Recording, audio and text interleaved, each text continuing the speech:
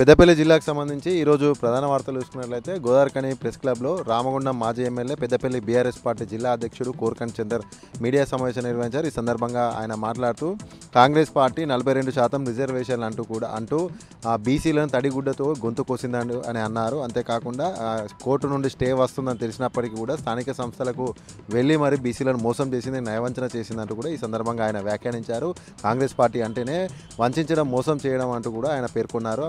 అంతేకాకుండా స్థానిక సంస్థల్లో కాంగ్రెస్ పార్టీకి ప్రజలు పెద్ద ఎత్తున కూడా నిరసన తెలపడానికి సిద్ధంగా ఉన్నారు. ప్రతి గ్రామాన కూడా ప్రజల నుండి కూడా పెద్ద ఎత్తున కూడా కాంగ్రెస్ పార్టీ పైన విముఖత స్పష్టంగా కనిపిస్తుందంటూ కూడా ఈ సందర్భంగా ఆయన వెల్లడించారు. స్థానిక సంస్థలు ఎప్పుడు వచ్చినా కూడా ఎగిరేది మాత్రం గులాబీ చెందానే కాంగ్రెస్ పార్టీని గ్రామాల్లో కూడా తరిమి కొట్టడానికి కూడా ప్రజలు సిద్ధంగా ఉన్నారంటూ కూడా ఈ సందర్భంగా ఆయన వ్యాఖ్యానించారు. ప్రజలంతా కూడా అన్నీ గమనిస్తున్నారు. కాంగ్రెస్ పార్టీ ఎన్నికలు సంబంధించినటువంటి ఏ ఒక్క హామీని అమలు చేయకపోగా ప్రజలను అలాగే బీసీలను నయవంచన చేసి మోసం చేసిందంటూ కూడా ఈ సందర్భంగా ఆయన వెల్లడించడం జరిగింది.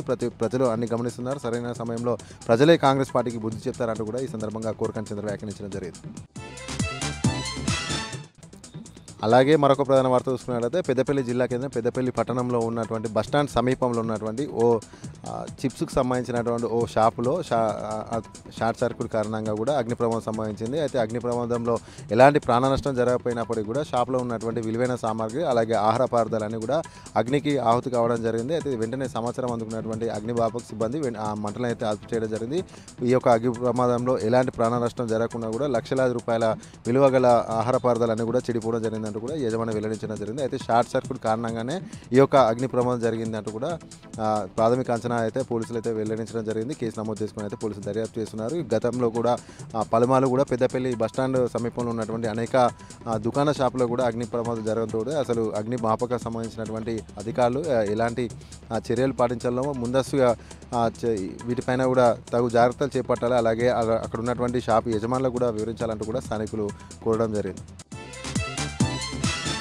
అలాగే మరొక ప్రధాన వార్త చూసుకున్నట్లయితే మంతిని పట్టణ కేంద్రంలో ఉన్నటువంటి పూల విగ్రహం వద్ద మంతిని మాజీ ఎమ్మెల్యే పుట్ట మధుకర్ మీడియా సమావేశం నిర్వహించారు. ఈ సందర్భంగా పుట్ట మధుకర్ మాట్లాడుతూ కాంగ్రెస్ పార్టీ 42% బీసీలకు అమలు చేస్తామంటూ కూడా చెప్పి కూడా అమలు చేయకుండా బీసీలను మోసం చేసిందంటూ కూడా ఆయన వ్యాఖ్యానించారు. కాంగ్రెస్ పార్టీ 42% రిజర్వేషన్ కల్పిస్తామని చెప్తూనే కాంగ్రెస్ పార్టీకి సంబంధించినటువంటి మరొక నాయకుడు కోర్టులో పిటిషన్లు వేసి కూడా 42% రిజర్వేషన్ అడ్డుకోవడం దారుణం అంటూ కూడా ఈ సందర్భంగా ఆయన వ్యాఖ్యానించారు. కాంగ్రెస్ పార్టీ అంటేనే మోసం చేయడానికి కేర్ ఆఫ్ అడ్రస్ అంటూ కూడా ఆయన ఈ సందర్భంగా వ్యాఖ్యానించారు. అంతేకాకుండా సీఎం రేవంత్ రెడ్డి అలాగే మంత్రి దుద్దిల శ్రీహరి బాబు కళ్ళు తాగి మేనిఫెస్టోను తయారు చేశారా అంటూ కూడా ఈ సందర్భంగా ఆయన ప్రశ్నించడం జరిగింది. ఎన్నికల మేనిఫెస్టో కమిటీ చైర్మన్ ఉన్నటువంటి శ్రీహరి బాబు దీనికి సమాధానం చెప్పాలంటూ కూడా ఆయన ప్రశ్నించడం జరిగింది. అంతేకాకుండా స్థానిక సంస్థల్లో కూడా స్టే వస్తుందని ముందుగా తెలిసినప్పటికీ కూడా కావాలనే ప్రభుత్వం కుట్రపూరితంగా బీసీలను మోసం చేయడానికి ఈ విధంగా ఒక కుట్ర పనిందంటూ కూడా ఈ సందర్భంగా ఆయన వ్యాఖ్యానించడం జరిగింది. ప్రజలు అన్ని గమనిస్తున్నారు.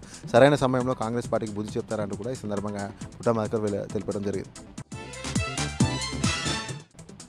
అలాగే మరొక ప్రధాన వార్త చూసుకున్నట్లయితే అంతర్జాతీయ బాలికల దినోత్సవం సందర్భంగా పెద్దపల్లి జిల్లా కేంద్రంలో ఉన్నటువంటి జిల్లా పరిషత్ బాలికల పాఠశాలలో అవగాహన కార్యక్రమాన్ని నిర్వహించారు. ఈ యొక్క అవగాహన కార్యక్రమానికి ముఖ్య అతిథిగా జిల్లా జడ్జి సునీత కుంచాల హాజరై ప్రసంగించారు. ఈ సందర్భంగా జడ్జి సునీత మాట్లాడుతూ ప్రతి ఒక్క విద్యార్థిని గుడ్ టచ్ బ్యాడ్ టచ్ పైన అవగాహన ఉండాలి. ఆ విధంగా ఉపాధ్యాయులు ప్రతి ఒక్కరిపైన కూడా శ్రద్ధ వహించి కూడా వారికి ఇవన్నీ కూడా తెలియజేయాలంటూ కూడా ఆమె వివరించడం జరిగింది. అంతేకాకుండా పౌష్టిక ఆహారాన్ని తీసుకోవాలి. అంతే కష్టపడి చదివితే లక్ష్యాలను సులువుగా చేరేందుకు అవకాశం ఉంటుంది. కాబట్టి ప్రతి ఒక్కరు కూడా జీవితంలో ఎలాంటి ఉన్నత స్థానంలో ఉండాలో ముందుగానే నిర్ణయించుకొని ఆ విధంగా కృషి చేస్తూ సాధన చేస్తే ఖచ్చితంగా ఉన్నత శిఖరాలను చేరడం పెద్ద కష్టమేం కాదంటూ కూడా ఆమె వెల్లడించడం జరిగింది. విద్యార్థులంతా కూడా భవిష్యత్తు కోసం ముందస్తుగా లక్ష్యాలను ఏర్పరచుకొని ఆ లక్ష్యాన్ని సాధించే విధంగా ఉపాధ్యాయుల సహకారంతో, తల్లిదండ్రుల సహకారంతో, స్నేహితుల సహకారంతో ముందు సాగాలి. సమాజంలో మంచి పేరు సాధించుకోవాలంటూ కూడా ఈ సందర్భంగా జడ్జి వెల్లడించడం జరిగింది.